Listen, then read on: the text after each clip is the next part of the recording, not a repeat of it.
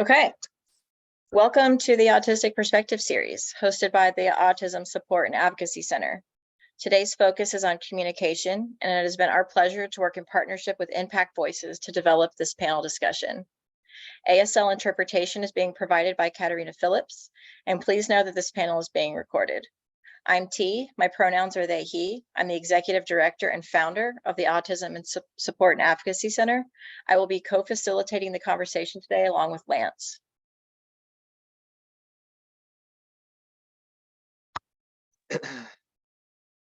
Hello, my name is Lance McLemore.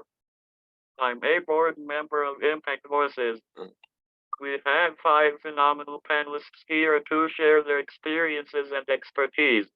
If you have not read their extensive bios yet, please do. We will drop a link in the chat so you can be sure to check them out. These panelists will be sharing from their own lived experiences, which may not necessarily reflect the viewpoints of either organization or even other autistic AAC communicators. It is estimated that non-speaking autistic individuals make up about 1/3 of the autistic population, but we don't often hear directly from them. We believe it is important that their voices are heard.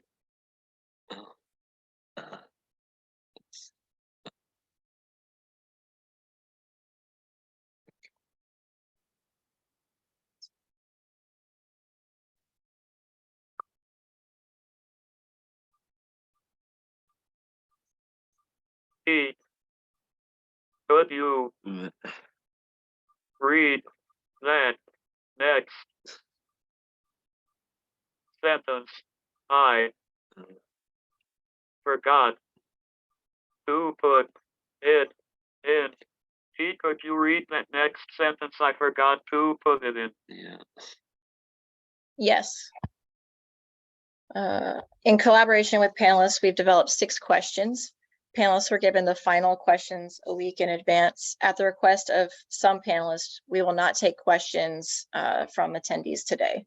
Throughout the conversation, we will hold space for any pauses that may occur, and we encourage an active chat room. Attendees, please remain on mute with your camera off. Also, keep in mind the level of vulnerability it requires for panelists to share their stories, and the time, energy, and expertise they are sharing with you is not a gift, it is labor.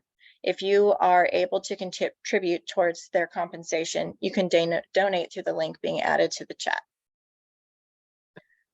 At times, panelists may have their screen off.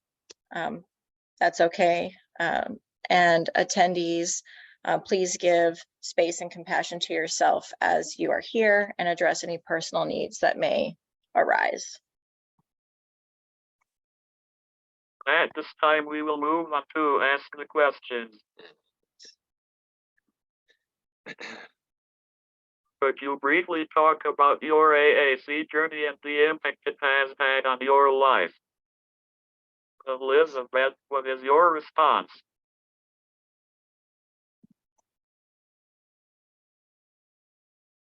Communication changes everything. You are hearing my words via text-to-speech technology because I type to communicate. When I use the term type, I include the use of stencils, letterboards, and keyboards to communicate. I started on a letterboard 20 years ago when I was 5 years old, and now I type on a wireless keyboard and iPad. One other clarification: when I use the term non-speaker, I include anyone who has minimal speech. I remember the terrible darkness of having needs and thoughts and no way to express them. That is what drives my mission: communication for all. Approximately 40% of people with autism are like me and cannot reliably speak. That equates to more than 30 million people around the world who have no way to communicate their basic needs, let alone their hopes and dreams. Before I could communicate, I suffered in silence, misunderstood and underestimated. With AAC, I was able to get a mainstream education, make friends, and have meaningful work. That is what I want for every non-speaker.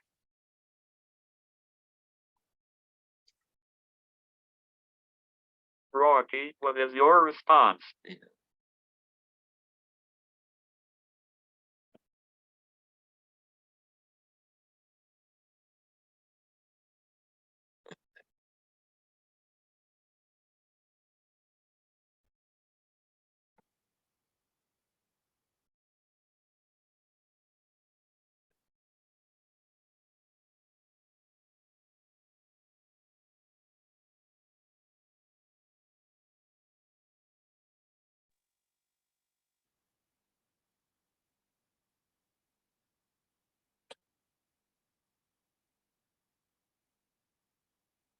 Sorry, I had trouble unmuting.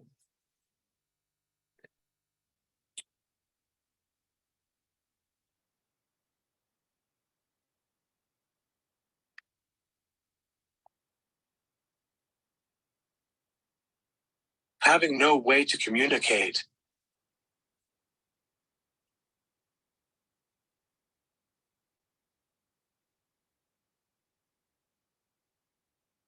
Makes people think I am stupid.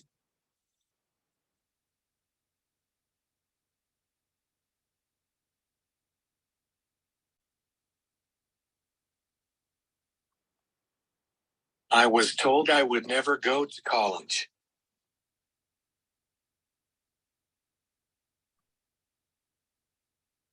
But now have 2 master degrees.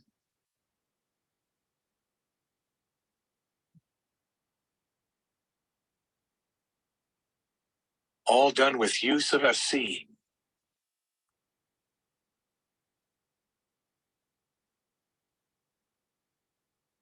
All done with use of communication device.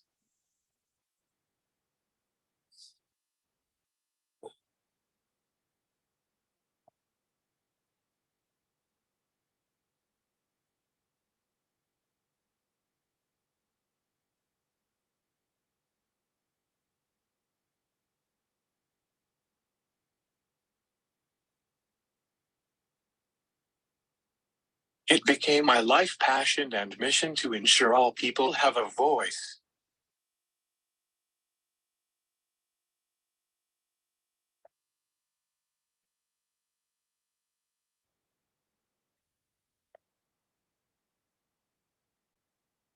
I worked as teacher for nonverbal children.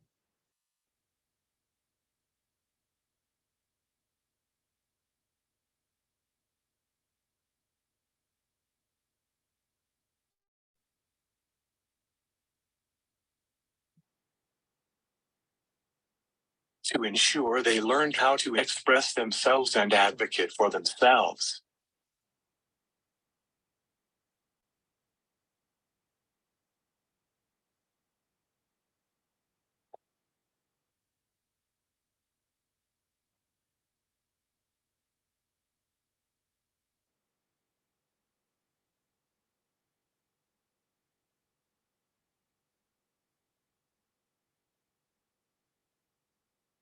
Being nonverbal made me so frustrated at the world and still is at times.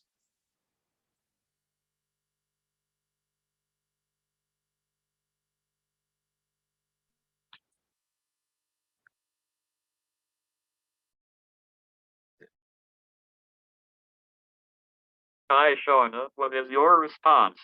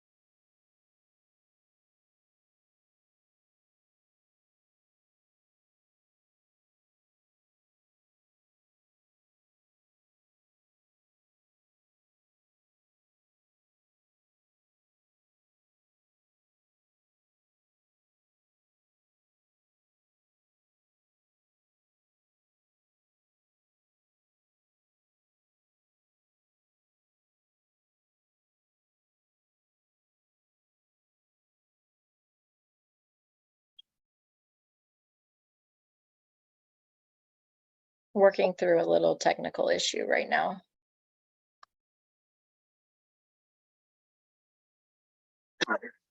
Can you guys hear me?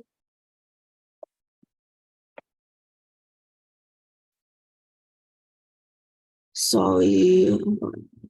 Okay.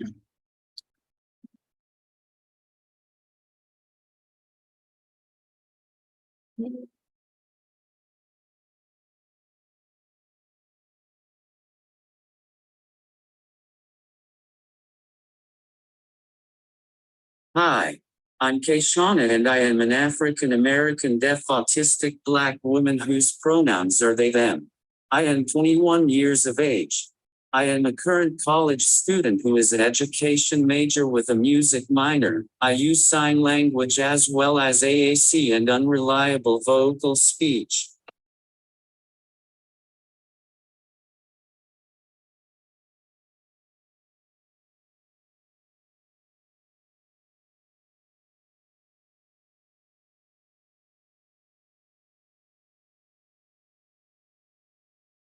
Now do I answer the question?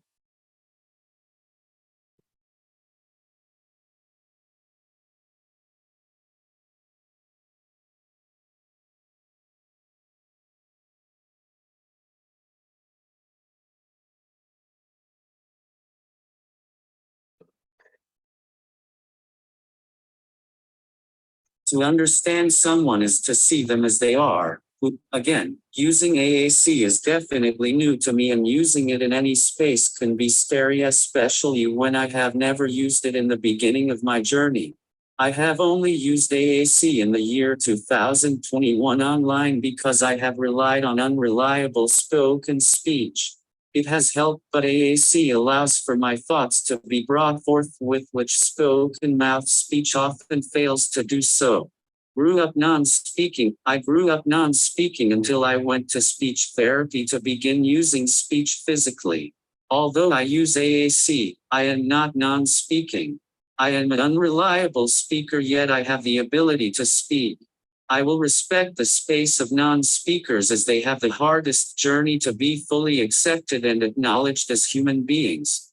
I share their journey in a sense because I had my voice stolen from me as a young child. Yet using AAC has allowed my buried thoughts to be free, and this I am forever grateful.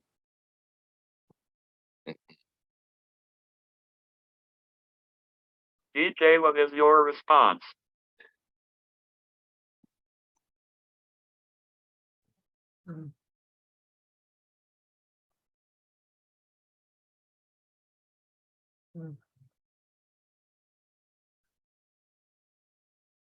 Hi, my name is DJ Sabaris.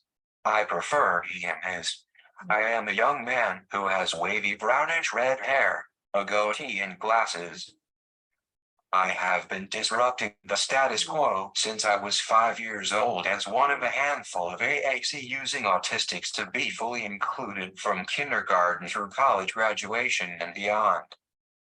I learned to communicate first through signs, photos, and picture symbols that my parents learned alongside me, and managed to find myself able to ask for anything I needed. And when I answered, I smiled, knowing what I communicated was available to them. But once I used a word-based system, I could suddenly comment, offer my opinion, and pose novel questions about the world or myself. I could smile inwardly, knowing that my novel thoughts weren't just answering, they were asking. And when I could use words without limitations, then I could ask questions without limitations. So in that way I've benefited greatly from AAC. But more recently I'm asking myself what's not available and to whom in such a world. Speech is far less communal and more individualistic. I'm essentially always thinking in non-word-based modes and having to translate those thoughts into words.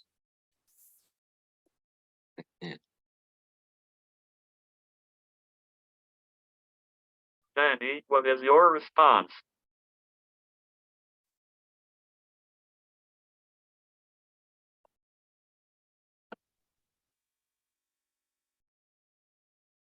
Hi, he'll be right here.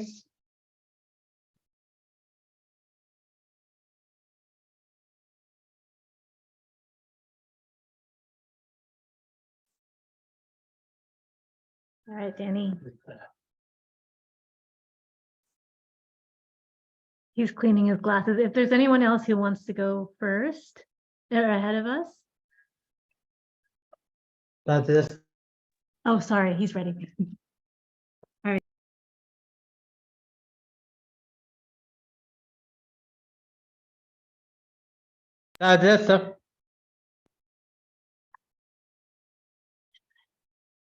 Hi all. M-Y-N-A-M. My name is Danny. Hi all, my name is Danny. My name is Danny. Mhm. I will I will answer. I will read my answer. All right, let's bring that up for you. Okay. You want to read it? Why? Why? Oh, you. Okay, go ahead. Yes. My mom. My mom found our pen when I was 30. I did click with the first practitioner. We tried, so I was skeptical about the idea. He says, my mom found rapid prompting method when I was 30. I didn't click with the first practitioner we tried, so I was skeptical about the whole idea. But then heard about Elizabeth Fawcett and STC about it to try without doing a workshop in Portland. But then she heard about Elizabeth Fossler and Spelling to Communicate, or S2C, and brought me to try with her during a workshop in Portland. With the best way, with a strong context with Elizabeth Fawcett and the provisions, maybe was super a good fidelity spell with her at the end of the second wow. It was so amazing. So absolutely nervous already from the work with Tommy Gavin at Space starting is that a good friend and mentor. Pretty much right away, I felt a strong connection with Elizabeth, and her confidence in me was so powerful. I could fluently spell with her by the end of the second day. Wow, it was so amazing and so absolutely universe opening. From there, I worked with Don Marie Gavin at Speller Center San Diego, who is now a good friend and mentor. I've already had a computer order in my daily life for 3 years. That is my older sister who moved to hometown to visit this world. I've only had a communication partner in my daily life for 3 years. That is my older sister, Tara, who moved to our hometown to fill this role. Now, Victor has been daily CRB and my sister Erin now pretty fit and our mom Katie and support from the team at Space Center something I can find it. There's so much more of me. I'm so thrilled to be able to communicate and this was feelings, jokes, advocacy, poetry, and just conversation with loved ones. Now with Tara as my daily CRP and my sister Erin now pretty fluent, and our mom getting there, and the team at Speller Center San Diego, I can finally share so much more of me. I am so thrilled to be able to communicate my needs, wants, feelings, jokes, advocacy, poetry, and just conversation with loved ones. And go ahead. 3, 2, 1, focus. And I'm so thrilled to be actively involved in several initiatives for non-speaking autistic folks that all spirit access, communities, and fulfill lives. I am so thrilled to be actively involved in several initiatives for non-speaking autistic folks to help others build access to communication and fulfilling lives. This includes the non-speaking leadership because at the special advocacy for ask the different community in among readers and activities so to be the. This includes the Non-Speaking Leadership Council and the Spellers and Allies Advocacy Network for International Association for Spelling as Communication, the TEVA community in Arizona, and my own awareness and acceptance efforts on social media. I also had my writing post in Bon Appetit, as well as a poetry subject, among other business, and add a podcast on my passive poetry activities and perseverance that is for speakers at Space Center San Diego.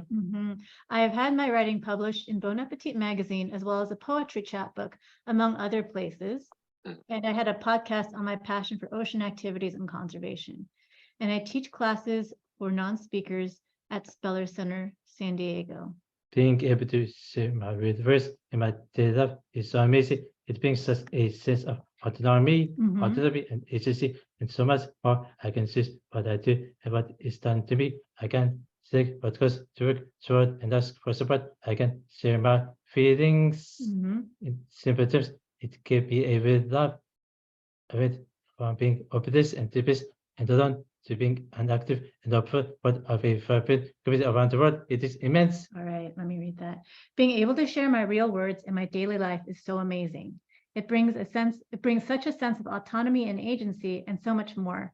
I can choose what I do and what is done to me. I can select what goals to work toward and ask for support. I can share my feelings. In simple terms, it gave me a real life. I went from being hopeless and depressed and alone to being an active and hopeful part of a vibrant community around the world. It is immense. And Augmentative. that's done.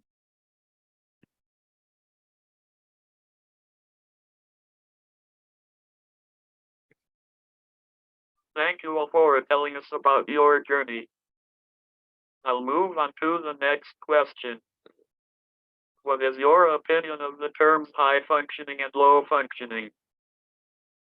Rocky, what is your response?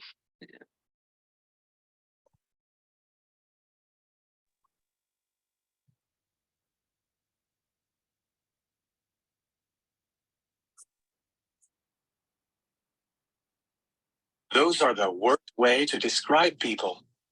How would you feel if someone referred to as low functioning, which is most of the time based on if you speak or not?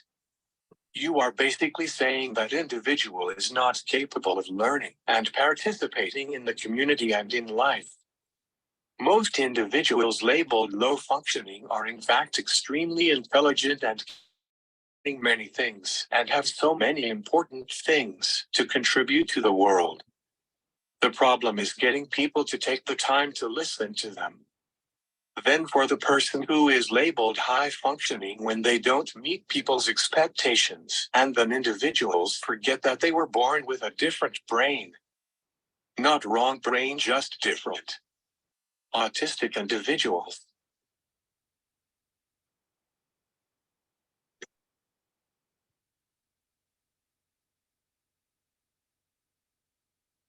Autistic individuals have the highest rate of suicide.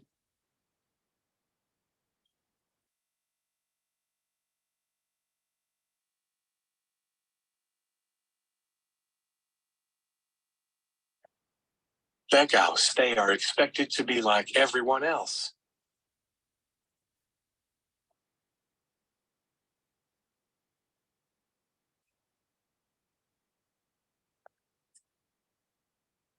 And they don't get the proper support they need.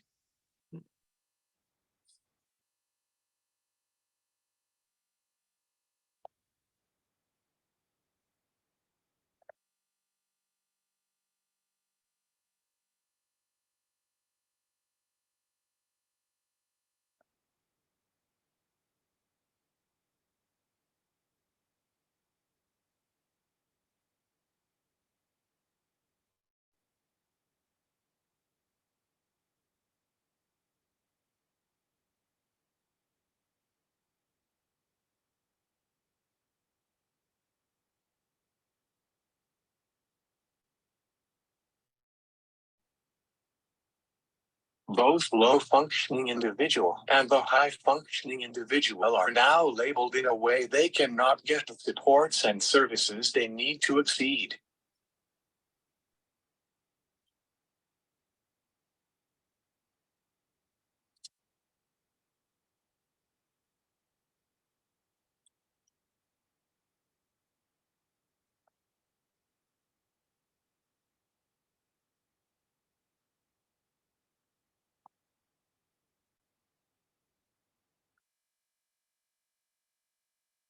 It should be taken out of everyone's vocabulary.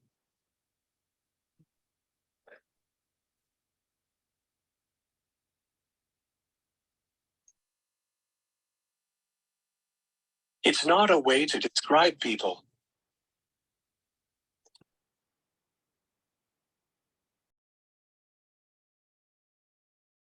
Hi, Shauna, what is your response? The terms high functioning and low functioning in regards to autism do not fully acknowledge the fluctuation of needs which occur with autistic and neurodivergent people. The terms are not well liked by autistic people, yet there are those who refer to themselves as high functioning or low functioning. That is their right to do that. I have also heard that the labels actually can help those get services when other labels won't. I do not speak upon the words of others, only will do so for myself, as my journey is mine and the journey of others is not my place to comment upon how they would like to be identified.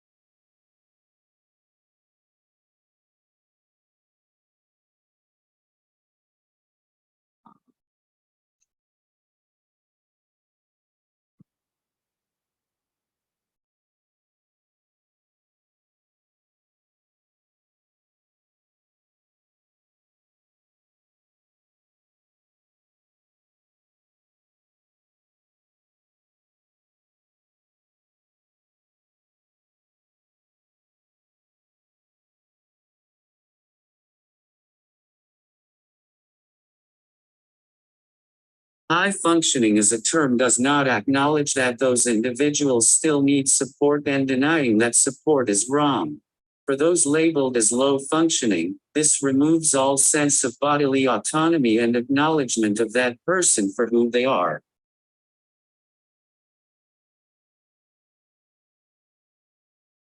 DJ, what is your response?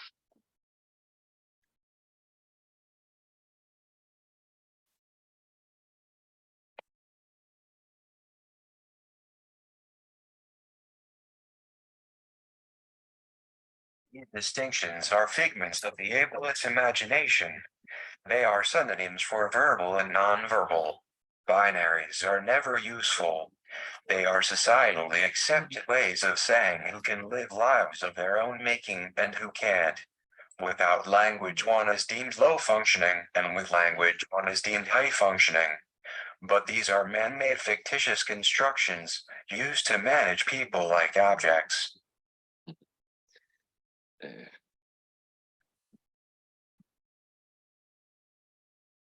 Danny, what is your response?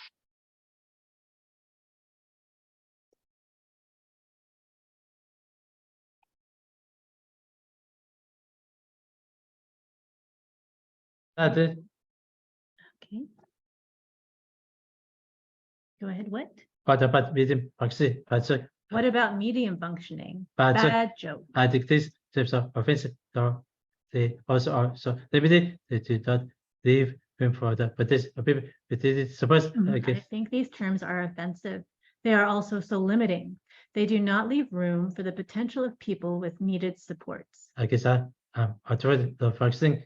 If you wanted the ability to constitute safety amount or to speak in a meaningful way without AAC. I guess I am outwardly low functioning if you only look at my ability to cross the street safely on my own or to speak in a meaningful way without my AAC. But that exists that I'm able to do in my mind and that I can do with the right support. But that ignores all that I am able to do in my mind and all that I can do with the right support. I think You got it. I think our God decide high functionality which is to the circuit for the innate protection to society. I think hierarchical labels related to a quality that is desired, i.e. functionality, reduce people to their so-called quote unquote value in a production-driven society. This dehumanizing. This is dehumanizing. I'm happy to call myself a piece that I support these.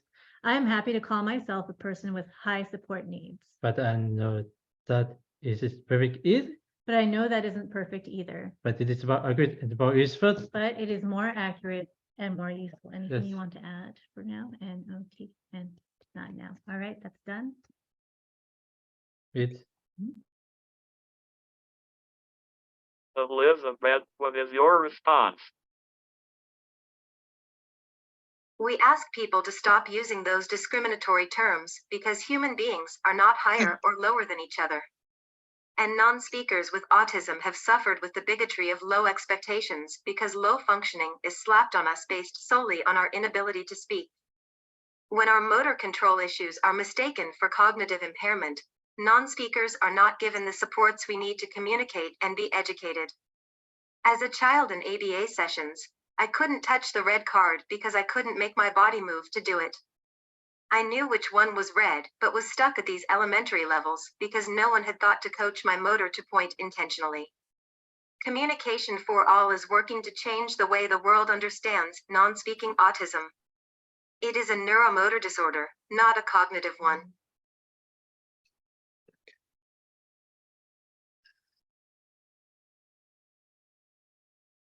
I was personally interested in hearing other people's opinion about functioning labels, and I appreciate your input. I'll move on to the next question. Do you think speaking autistic people interact with and perceive non-speaking autistic people? Hi, Shauna, what is your response?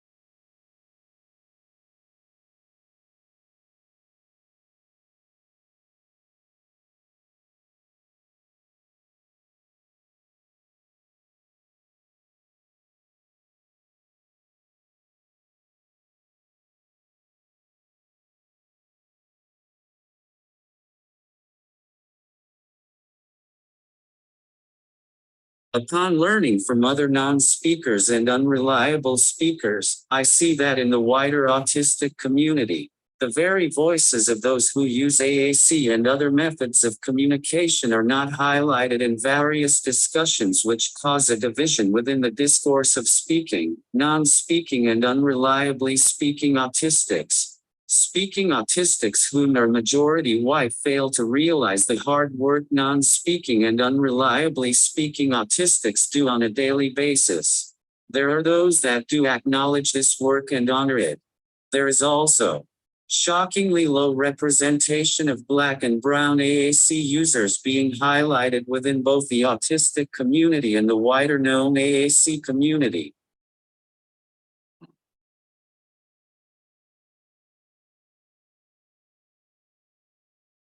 DJ, what is your response?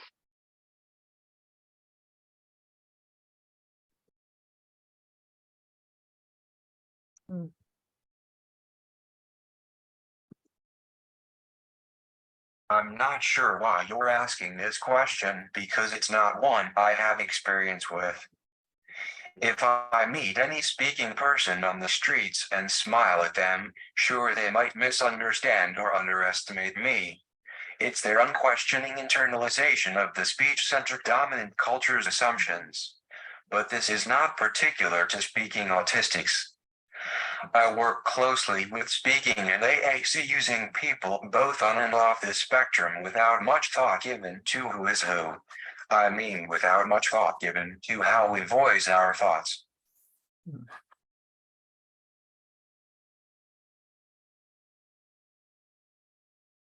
Danny, what is your response?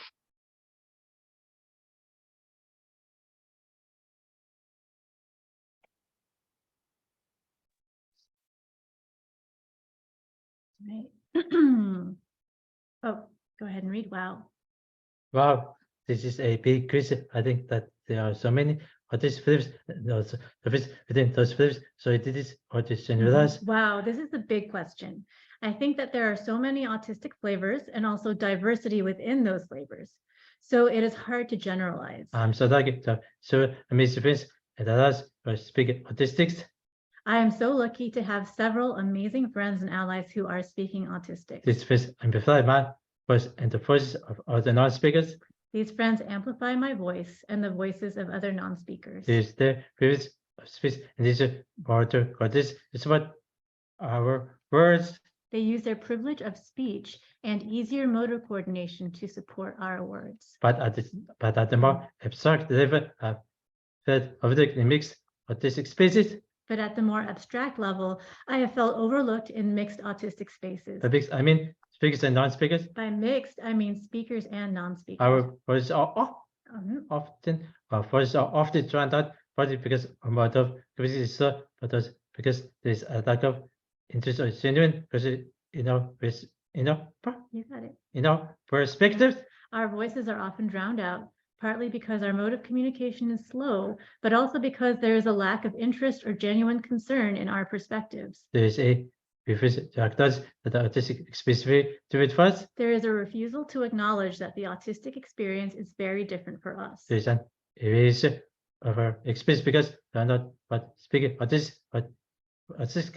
You got it. Autistic readily related to and also minimizing the struggles in an attempt to claim that our experiences are similar. There is an erasure of our experiences because they are not what speaking autistics can readily relate to, and also minimizing our struggles in an attempt to claim that our experiences are similar. So autistic folks are not autistic, and that is fine. So autistic folks are not all the same, and that is fine. But there is an imbalance in privilege and in power, and that means that the community needs to proactively moderate its dialogues. But there is an imbalance in privilege and in power, and that means that the community needs to proactively moderate its dialogues. All right.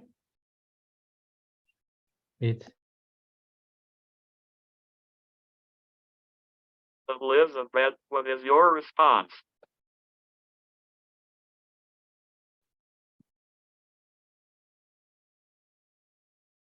I would hope all people, autistic or not, perceive non-speaking people as fully capable human beings. My older brother, Charles, is affected by autism. He can speak and has many gifts to share with the world, including running a social enterprise to help provide meaningful work for people with disabilities. He interacts with me the same as he does with our older sister. Isn't that what equity and inclusion are about? Being treated as fully part of your family and community. Communication for All is working with the broader autism and disability communities to gain communication rights.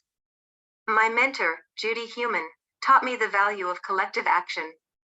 Her partnerships with other organizations during the HEW sit-in led to the signing of groundbreaking Regulation 504. We all need to join together to demand communication equality for all. Rocky, what is your response?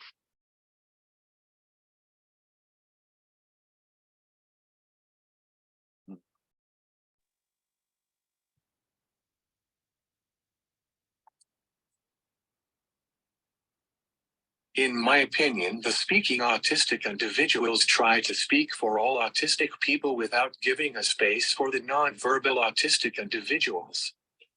The verbal autistic individuals are seen as a more valid speaker than the individuals that use communication devices.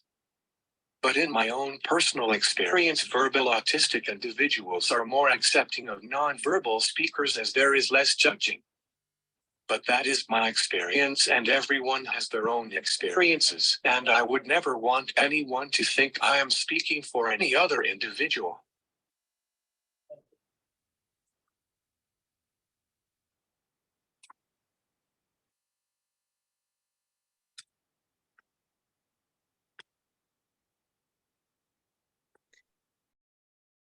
Thank you all for sharing your perspective on this.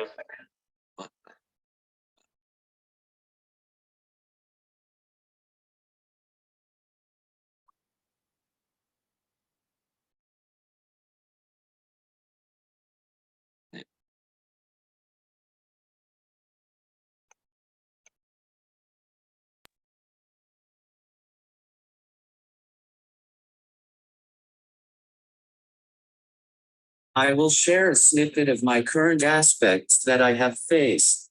Recently I was told that my behavior is what causes police to stop me and question my being, and was told that it was Black people that caused my harm.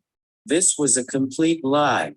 To fault the color of my skin and misinterpret my words, actions and thoughts is to misuse and misunderstand who I am as a person. I have to analyze my very steps, tone of voice both inside and outside the home, my college campus, Walgreens, Walmart, etc. My own family have accused me of getting too friendly with white people and acting too white. They were both wrong and right. Wrong in the sense that I was not acting too white, yet I was imitating the timbre, tonality, rhythm of white voices, white actions, etc. They were right because they were and are wanting to protect my Blackness and protect my being as a Black person, because they knew I would and will be faced with hostility for simply wearing a different skin. My skin I honor is seen as dirty, wasted, even seen as discarded due to me not looking like them, acting them, being like them. Many white autistics unfortunately misunderstand code switching and masking. They misunderstand that Black autistics have to mask out of survival. Masking and code switching are not the same.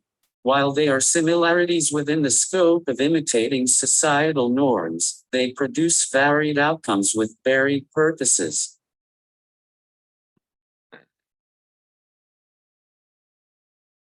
Thank you all for sharing your perspective on this. I'll move on to the next question. In what ways might speech-centric devices define and confine us in an inclusion/exclusion binary in which some bodies are seen as disposable and others are not? DJ, what is your response?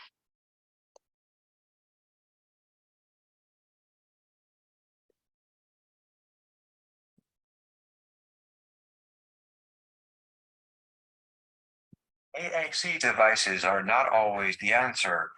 They're one piece of the answer. We do not have a ready word for the kind of flexible communication that I practice.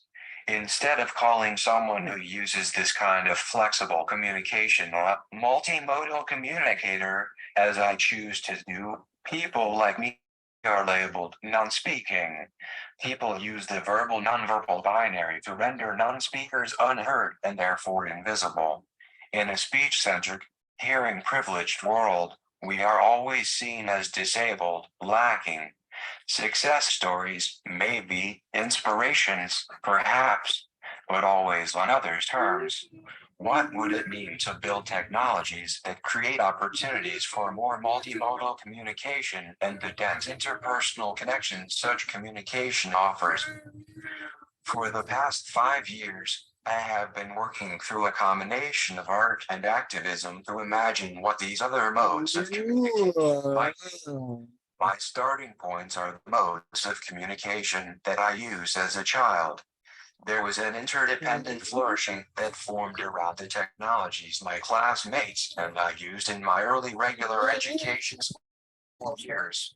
These technologies were more multisensory, more communal, and in a sense more democratic. In pictures, sign language, and tangible sight words, my parents, teachers, friends, and I were all learners, all teachers. Using these alternative, communal languages, others in our classroom considered at risk for school failure found their own pathways to literacy. Some learned to spell with their fingers. Others, learning English as a second language, used photographs as helpful translators. And visual learners found that pictures grounded in meaning what fleeting, spoken words could not. For me, creating the world we want to live in is as much about changing the lens people see us through as it is about changing or improving the law.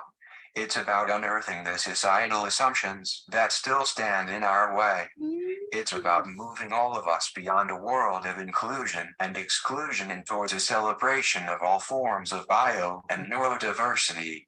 In an ever-unfolding universe, there's room for everyone, every kind of kin.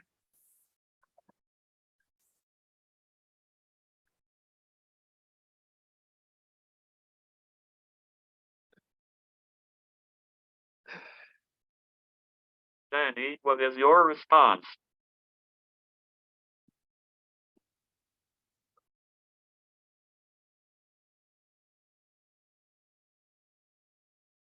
That is the, All right. This, this is not the case. oh, sorry, this is, This is a great case. I'm able to use some speech as in I'm able to read my spelled words aloud. this is a great question. I am able to use some speech as in, I am able to read my spelled words aloud. So for me personally, I'm working on my speech because it is written is in some ways and it is practically speaking or considered to have a spoken output. So for me personally, I am working on my speech because it is within reach in some ways, and it is practically speaking more convenient to have a spoken output. This is not the case for many of my friends. This is not the case for many of my friends. Speech is not as visible and not necessarily desirable. Speech is not as feasible and not necessarily desirable. This text-to-speech phrase uses including the practical aspects. They use text-to-speech for various reasons, including the practical aspects. Some personalize the voice, which can be fun and empowering, Some personalize their voices, which can be fun and empowering. but the pressure to have some kind of spoken voice can be limiting.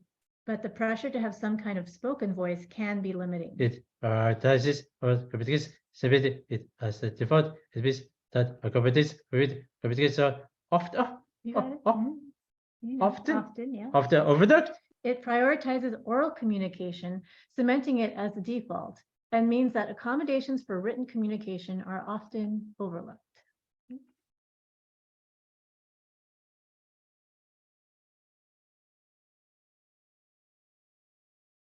Elizabeth, what is your response?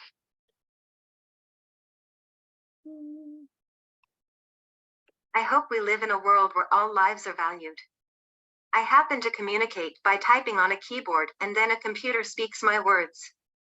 I want to connect with everyone with both my written and computer spoken words. Millions of non-speaking students are having their lives disposed of because they have no way to fully communicate. The Americans with Disabilities Act mandates effective communication for people with communication disorders, yet students are routinely denied the method of their choice in schools. This discrimination must stop.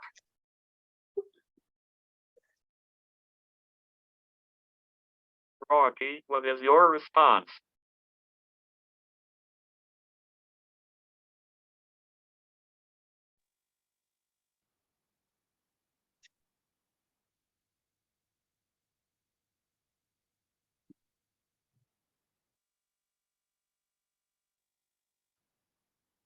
Honestly, I did not understand the meaning of that question.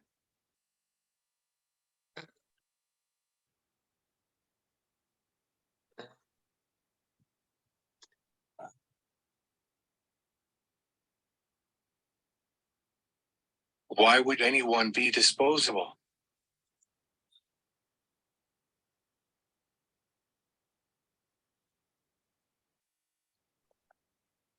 It makes no sense to me, that question.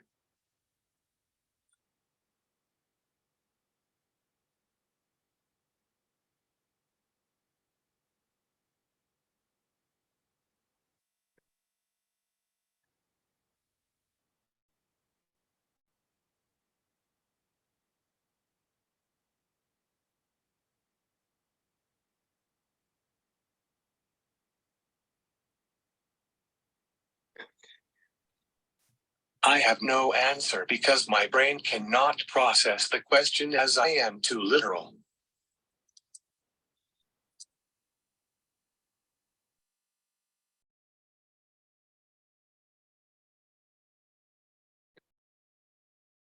Hi, Shauna, what is your response?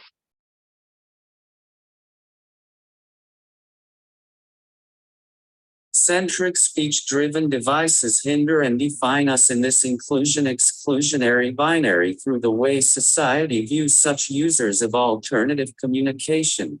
The way society understands AAC and other methods is through a narrow field of vision and perception from recycled and reused information from non-AAC users who may not fully understand AAC's purpose in its entirety. The bodies of those who do not communicate in the typical manner are often seen underneath those who harness the physical ability to produce vocal mouth words. Yes, I do have that ability. I will not ignore this. I connect this comment to the aforementioned statement because society has yet to fully acknowledge the bodies who move and communicate differently. Those whom are the users of physical speech must be willing to share the line of advocacy with those who communicate via device.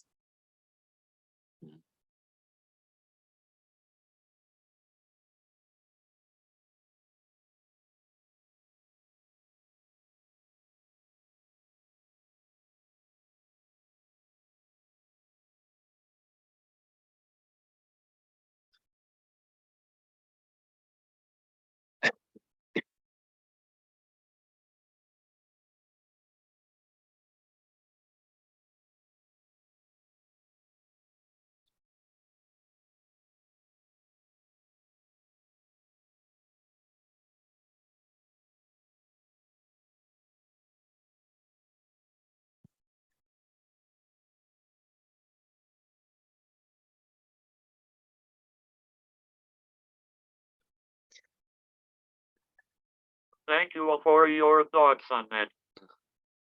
I'll move on to the next question. Why is multimodal communication imperative?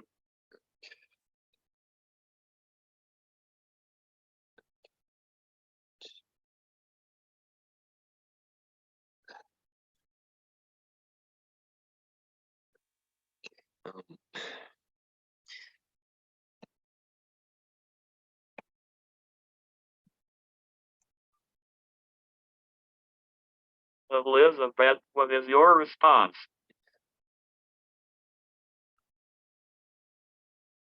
We should accept all forms of communication. Some people use Braille, some use sign language, while others type on letterboards and keyboards. And yes, we must navigate a world where speech is the predominant form of communication. We need to make the time for all voices to be heard. Think of Stephen Hawking. He typed by moving his eyes, and people made the time to listen to his words. We all have the basic human need to communicate and connect. Non-speakers with autism are often given AAC with limited capabilities, such as I want water or I need a bathroom. Communication for All advocates for typing because we believe non-speakers with autism are capable of expressing themselves fully with 26 letters.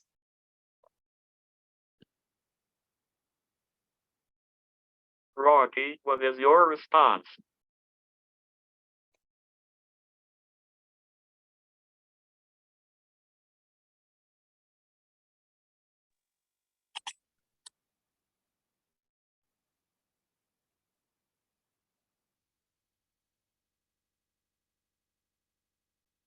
This is going to be controversial, but I work as a board-certified behavior analyst utilizing the principles of applied behavior analysis. But as someone that had a BA as a child, the focus was solely on becoming verbal speakers. I went into the field to make it better.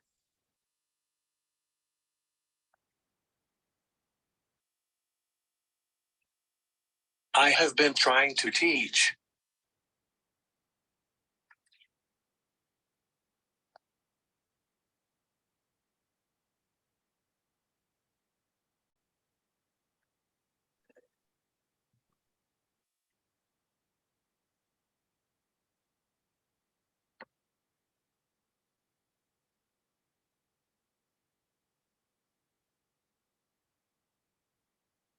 Service providers the importance of allowing the individual to choose their preferred method of communication.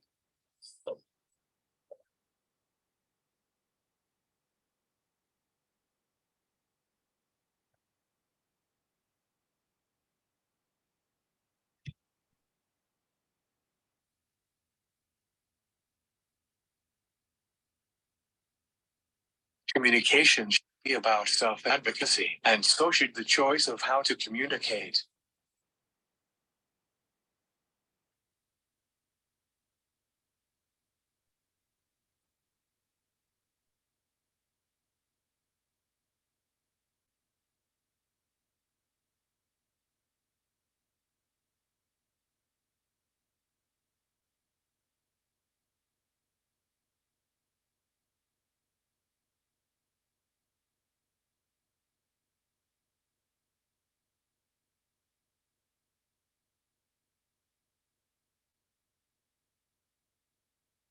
I have seen 9-year-olds with 4 cards to communicate.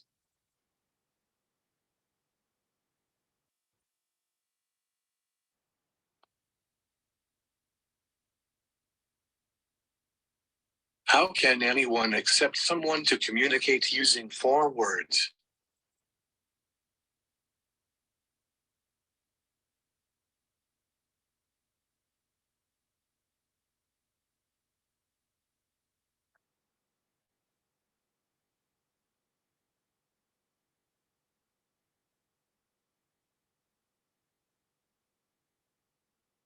All individuals should be exposed to all forms of language.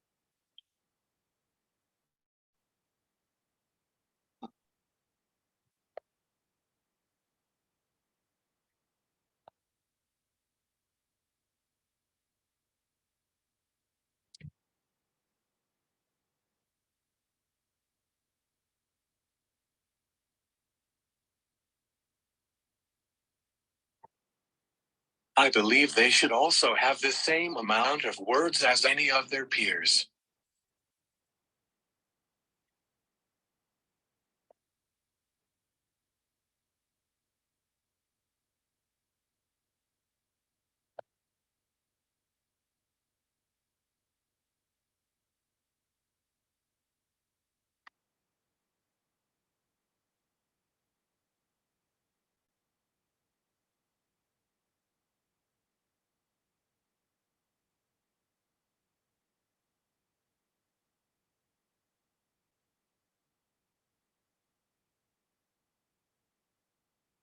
You would never tell a non-autistic verbal child only use these words, and you can't use the others until you keep using these 4.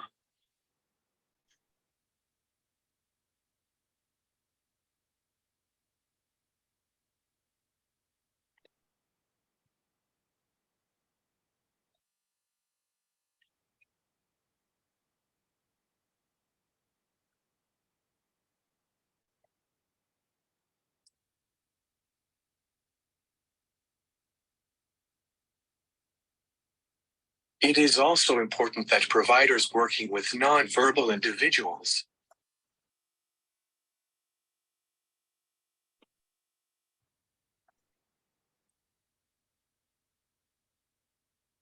have utilized the communication systems they are teaching themselves.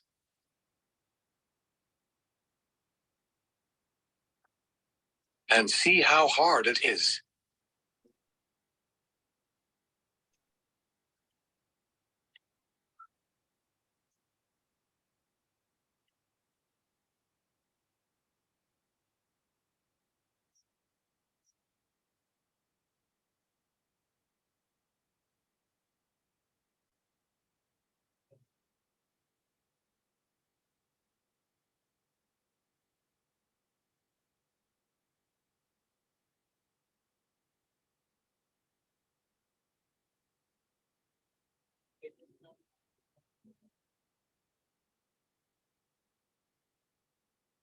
They should not be teaching a communication system they themselves would not be able to utilize to express needs, wants, feelings, comments, and all other communication.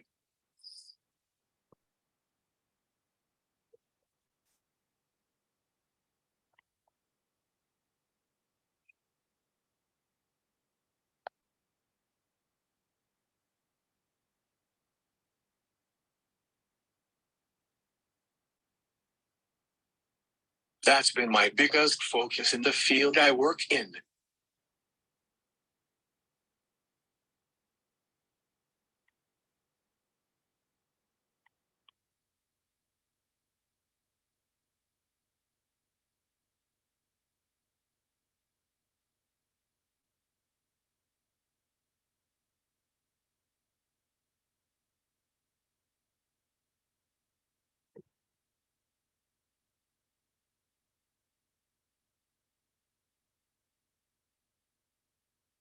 Collaborating with other professionals as well to guarantee each child gets to use their preferred communication system.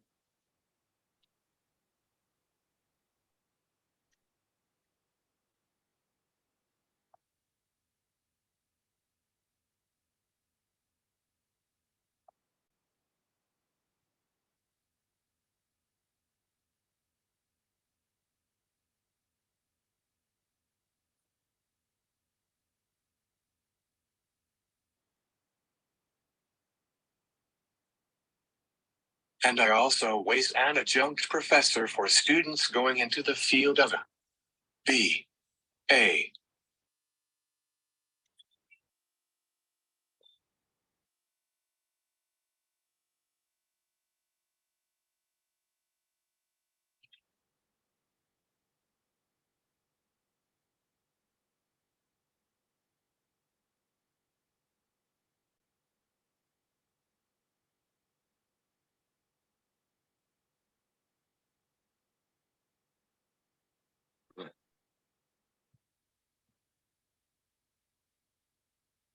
I would make them go out in the community and do their errands and everything they do with no communication.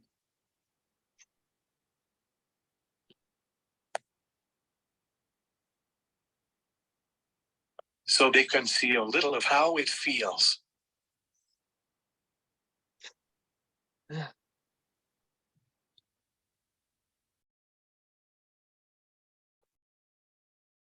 Hi, Shauna. What is your response?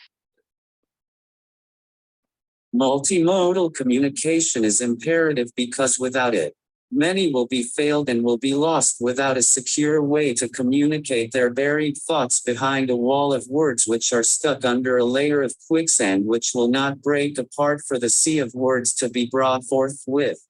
It is desperately needed to honor and acknowledge this form of communication because without it, we as AAC users are without a stable platform to allow for others to see us as part of society. Multimodal communication will allow for speech to be heard and understood because it has various paths to take when one communication method fails to be successful. Having AAC and sign language in my life has allowed me and my thoughts to fly with ease when unreliable spoken speech fails. Society may also have a better understanding of multimodal communication if they take the time to model it within their classrooms, homes, etc. Having AAC users as mentors to those new to AAC or are having already begun their AAC journey will be a key to having AAC accepted as communication overall. DJ, what is your response?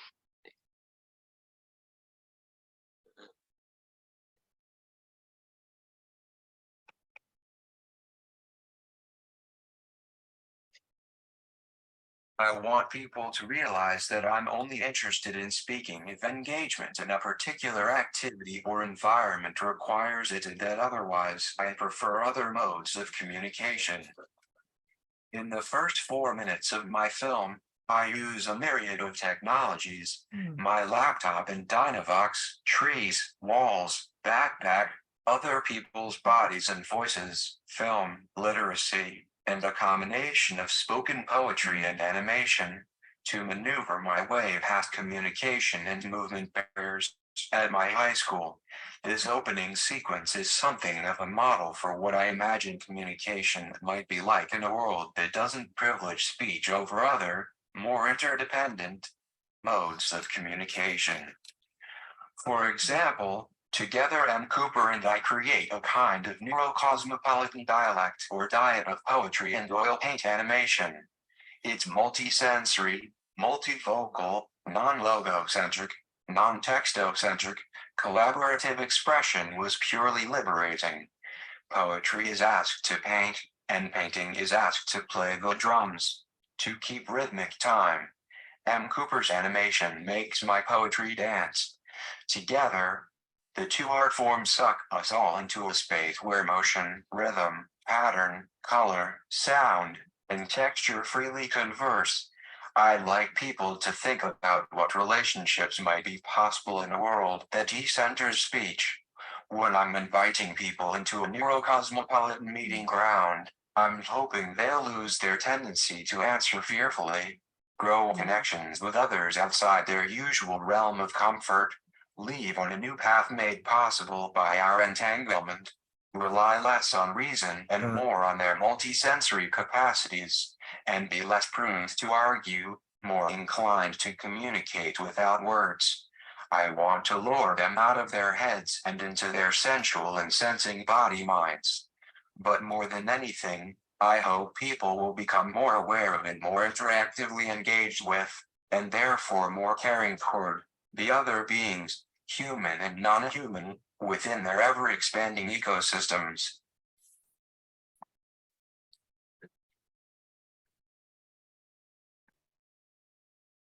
I like everyone's thoughts on this. I often have to remind people of the importance of using and having access to multiple methods of communication. Our last question for today is, what would be the one most important message you would want non-AAC users to know? Elizabeth, what is your response?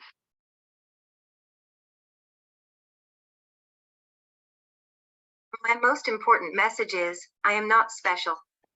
All non-speakers can be taught to type, be educated, and become productive members of their families and communities. Communication for All has two strategic initiatives. The first is C4A schools. We work with innovative public and private schools to start typing programs for their non-speakers. C4A schools creates beacons in the educational community that light the way for every non-speaking child to be taught to type when they enter school. Our second initiative is C4A Academy, a program of internet-based instructional videos to teach typing to non-speakers anywhere in the world, free of charge. The videos will show families how to coach and practice the motor skills non-speakers need to learn to type, first on stencils and letterboards, then on keyboards. Please follow Communication for All on social media to join our movement for communication equality.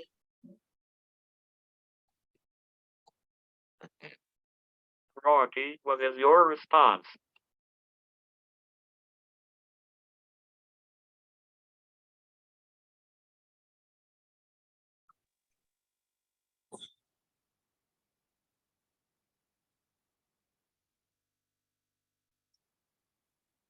That it is not easy in life when you can't communicate your thoughts, and being frustrated is a normal response when you're using a communication device.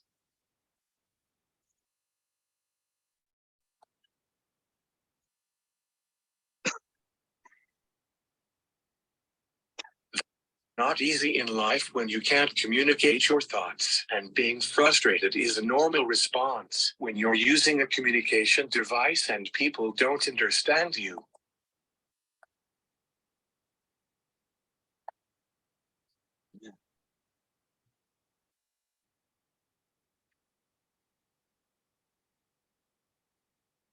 I am not stupid and I am not violent or aggressive. I am frustrated.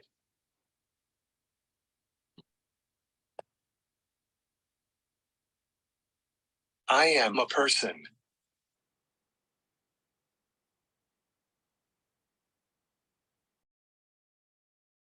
Hi, Shauna, what is your response?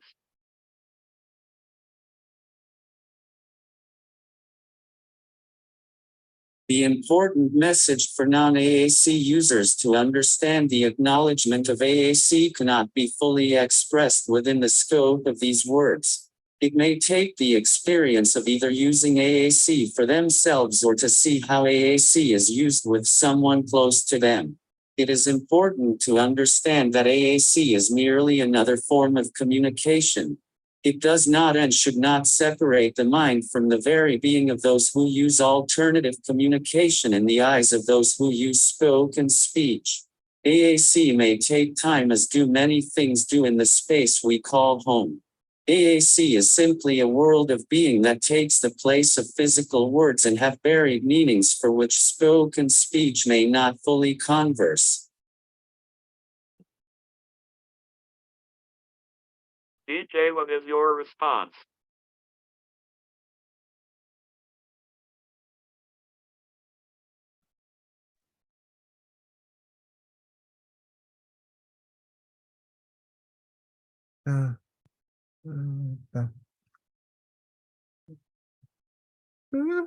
If people don't know, they don't know, they think they know. Society's ignorance of their own ignorance costs non-speaking people their lives. Presumed incompetent and denied training in literacy and communication skills, Many non-speaking people are segregated in separate classes or schools for kids with disabilities, denied basic human rights, and later housed in sheltered workshops and larger residential placements. It is challenging but essential to change the societal assumptions that work systemically, and sometimes invisibly, to lower expectations and deny non-speaking people access to basic human rights, such as literacy-based education and the right to pattern our own lives. So, hopeful folks, how can you help? Number 1, don't speak for us. Number 2, listen to, hear, and read us. Ideally, the person themselves needs to be heard. If they're still learning, then read books by, and sponsor and attend presentations by, other alternatively communicating people. Be a discriminating viewer of media and film representations of us and help guide your friends, family, and colleagues to those that are fresh thinking. Be sure to explain why other depictions of us are simplistic, outright wrong, or harmful. Nothing about us without us is a familiar and important disability rights adage, but remember, just because a film contains or centers on a real non-speaking person doesn't mean that person had any say in how they were represented or even what they're saying on screen. I love my documentary film D. Inclusion shouldn't be a lottery, but having 100% control of the narration allowed me to talk back to any depictions I disagreed with. Finally, as Goddess Sage says, your mind will always believe everything you tell it. Feed it hope. Feed it truth. Feed it love.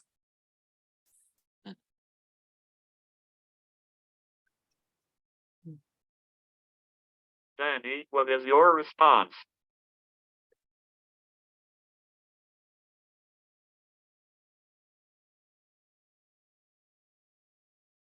That is Mm-hmm. All right. Speech. speech. Mhm. Speech is not the only way humans can communicate. Speech is not the only way humans can communicate. Edit, and if you're a mindful ally, you can support or find it at our subjects by allowing us to participate at our thoughts, because we don't spoken obsess like the shot in sim and truly listening to us.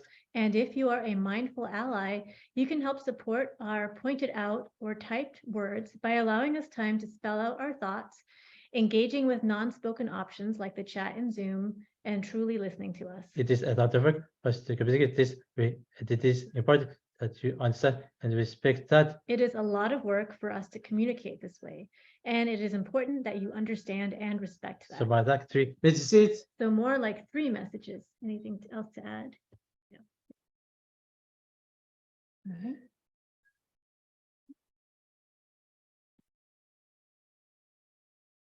Thank you all for sharing your final thoughts. And thank you all for being here today. I want to turn it back over to T to end this discussion. Yeah.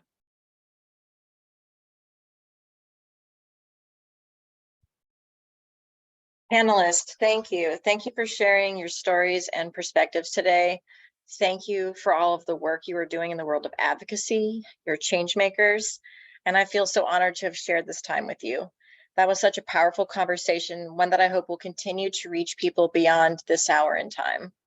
Lance, thank you for co-facilitating with me today and for all the time and energy you put into planning this event with me and Impact Voices as well. Katerina, thank you for providing ASL interpretation today, much appreciated, and for Hannah working in the background in the chat. Attendees, we hope this conversation provides you the opportunity to reflect on and push the narratives you may hold around autism and AAC, and that you carry new understandings forward in your work and communities, with your families, and with yourself. Keep checking our events page to stay up to date on the next Autistic Perspective series, and we'll see you next time.